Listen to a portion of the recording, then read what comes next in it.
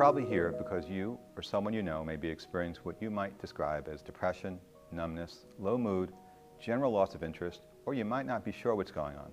From the confusing range of symptoms that many experience to the overwhelming life disruption, clinical depression can be extremely frustrating and challenging to address. For some, this looks like hours of sleep, isolation, and hopelessness, while others may experience fluctuations in low moods that seem to have no pattern. Thankfully, you're not alone, and there are concepts, tools, and techniques that many have utilized to target the emotional, cognitive, physical, and behavioral impacts depression can have.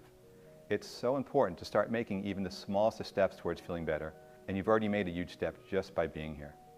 Before we can set further goals, we have to understand what symptoms we want to target and how. Everyone is different. So before we move on, take a moment to think about what you're experiencing.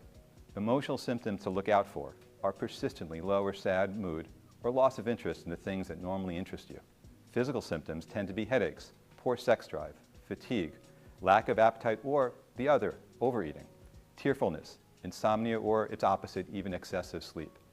Cognitive and psychological symptoms might include poor concentration, guilt or shame, irritability, pessimism, feeling isolated, repetitive thoughts, hopelessness, lack of confidence, and when depression is most severe, suicidality. It's also common for depressive symptoms to coexist with anxiety, trauma, addiction, and other chronic illnesses.